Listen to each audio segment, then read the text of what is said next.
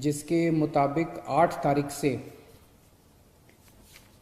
देश भर में रेस्टोरेंट खोले जाएंगे, मॉल्स खोले जाएंगे और धार्मिक स्थान खोले जाएंगे। दिल्ली सरकार भी केंद्र सरकार के उन्हीं आदेशों के मुताबिक कल से दिल्ली में रेस्टोरेंट, मॉल्स और धार्मिक स्थान खोलने जा रही है। लेकिन जब ये खोले जाएंगे तो वहाँ पे सोशल डिस्टेंसिंग के क्या क्या स्टेप्स उठाने होंगे, मास्क पहनना होगा, जितने भी एहतियात बरतने के लिए केंद्र सरकार की एक्सपर्ट्स ने, केंद्र सरकार ने जो आदेश दिए हैं, उन सारे स्टेप्स को दिल्ली सरकार लागू करने जा रही है और वो ऑर्डर अभी थोड़ी देर के बाद लागू हो जाएंगे। लेकिन दिल्ली में होटल्स और बैंकेट हॉल्स को अभी नहीं खोला जा रहा है, क्योंकि दिल्ली में बढ़ते हुए कोरोना के केसेस को ध्यान में रखते हुए आने वाले समय में हो सकता है हमें कई होटल्स और बैंकेट हॉल्स को हॉस्पिटल्स के साथ अटैच करके उनको हॉस्पिटल्स में कन्वर्ट करना पड़े। इसके मद्देनज़र अभी होटल्स और बैंकेट हॉल्स को नहीं खोला जा रहा।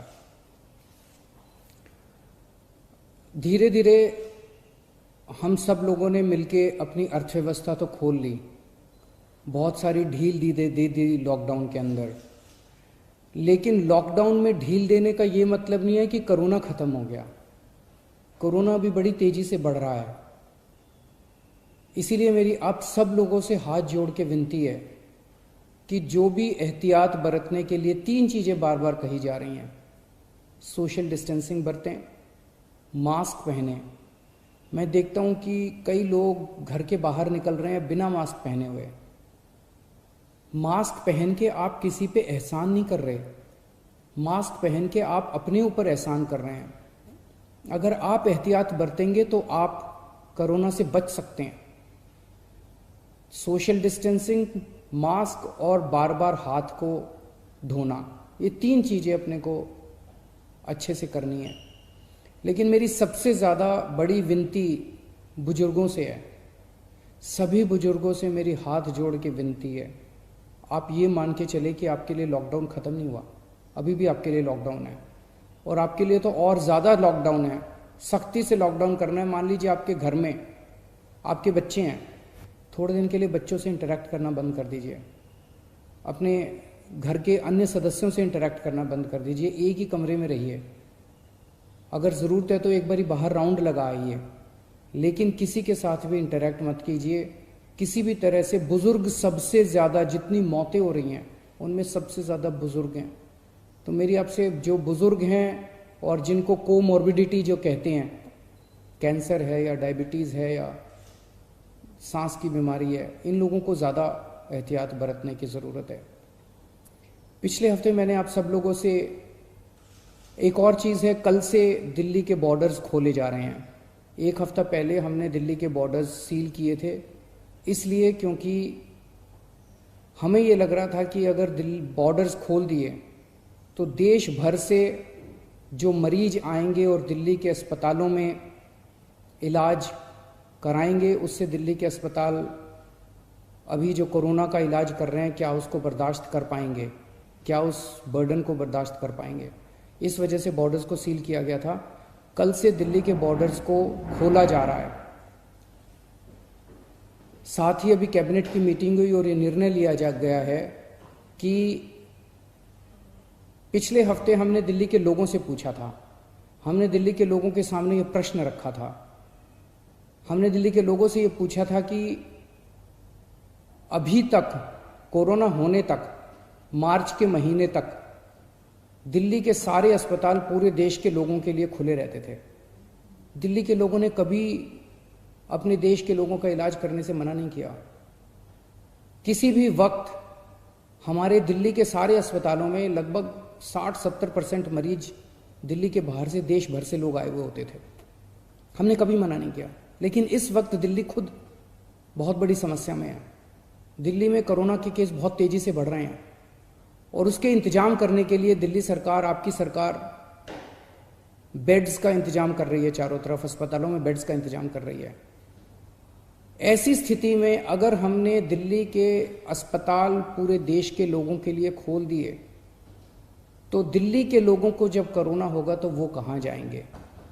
इस पे हम लोगों ने जनता से विचार मांगे थे।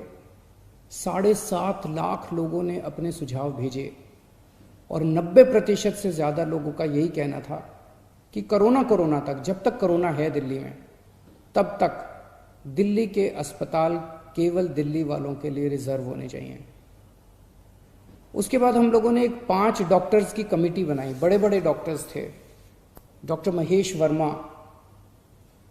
वाइस चांसलर हैं आईपी यूनिवर्सिटी के, doctor Sunil Kumar medical director हैं जीटीबी हॉस्पिटल के, डॉक्टर अरुण गुप्ता ये प्रेसिडेंट हैं दिल्ली मेडिकल काउंसिल के, डॉक्टर आर.के. गुप्ता ये एक्स प्रेसिडेंट हैं दिल्ली मेडिकल एसोसिएशन के, डॉक्टर संदीप बुद्धिराजा ये ग्रुप मेडिकल डायरेक्टर हैं मैक्स हेल्थ केयर के।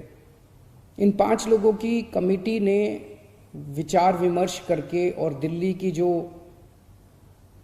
मेडिकल इंफ्रास्ट्रक्चर है, हेल्थ इंफ्रास्ट्रक्चर है, उस पर नज़र डाल के उसको सारे को एसेस करके उन्होंने अपनी रिपोर्ट दी है। और उस रिपोर्ट में और बहुत सारी चीज़ें हैं, लेकिन उनका यही कहना है कि अगर दिल्ली में इस वक्त कोरोना के केसेस बहुत ज़्यादा बढ़ रहे हैं और जून के अंत तक दिल्ली को लगभग 15,000 बेड्स की ज़रूरत होगी।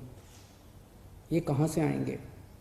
तो इसीलिए उनका ये सुझाव है कि दिल्ली के सारे अस्पताल केवल दिल्ली के लोगों के लिए कुछ महीनों के लिए होने चाहिए और दिल्ली के अस्पतालों को पूरे देश के लोगों के लिए फ़िलहाल नहीं खोलना चाहिए। उन्होंने ये कहा है कि अगर सबके लिए खोल दिया तो 3 दिन के अंदर आज जो 9,000 बेड दिल्ली सरकार ने कोविड के पेशेंट्स के लिए रखे हैं, ये मात्र 3 दिन के अंदर भर जाएंगे। इन सारी चीज़ों पे आज कैबिनेट ने गौर किया। अभी थोड़ी देर पहले हमारी कैबिनेट की मीटिंग थी और कैबिनेट ने गौर करके ये निर्णय लिया है कि हमें एक संतुलन बनाने की ज़रूरत है। दिल्ली सरकार में 10,000 बेड है, केंद्र सरकार में भी 10,000 बेड है। तो एक तरफ कल से हम बॉर्डर्स खोल देते हैं। बॉर्डर्स को खोलने के बाद दिल्ली सरकार के जो 10,000 दिल्ली सरकार के जो अस्पताल हैं, वो अस्पताल केवल दिल्ली के लोगों के लिए रिजर्व होने चाहिए। केंद्र सरकार के जो अस्पताल हैं उसमें भी 10,000 बेड्स हैं। वहाँ पे कोई भी देश भर से आके अपना इलाज करा सके, उसके ऊपर दिल्ली सरकार कोई आदेश नहीं पारित कर रही, उसके ऊपर कोई तो जो जैसे आज व्यवस्था है कि केंद्र सरकार के अस्पतालों में कोई भी जाके इलाज कराता है, केंद्र सरकार के अस्पताल सबके लिए खुले रहेंगे। प्राइवेट अस्पताल केवल दिल्ली वालों के लिए रिजर्व रहेंगे कोरोना तक। लेकिन कुछ प्राइवेट अस्पताल ऐसे हैं जो स्पेशल किस्म की सर्जरी करते हैं, जो सर्जरी बाकी देश भर में अवेलेबल नहीं है और लोगों को अपनी जान बचाने के लिए दिल्ली आना पड़ता है। जैसे ऑन्कोलॉजी सर्जरीज हैं, ट्रांसप्लांटेशन है, न्यूरो सर्जरीज हैं। इस किस्म की कुछ सर्जरीज जो कुछ चंद अस्पताल करते हैं, उन सर्जरीज के लिए देश भर से लोग अगर दिल्ली आके अपनी सर्जरी करवाते हैं, वो पूरे देश के लोगों के लिए खुला रहेगा। तो मुझे लगता है कि ये एक बैलेंस है जिसमें दिल्ली वालों के हितों की भी रक्षा होगी और देश भर से अपने जो नागरिक दिल्ली आके अपना इलाज कराना चाहते हैं उनके हितों की भी रक्षा होगी। बहुत बहुत शुक्रिया। सियासी तफदीर यूट्यूब चैनल को सब्सक्राइब करें और बेल आइकन पर क्लिक करें ताकि आपको सबसे पहले खबरें मिलती रहें।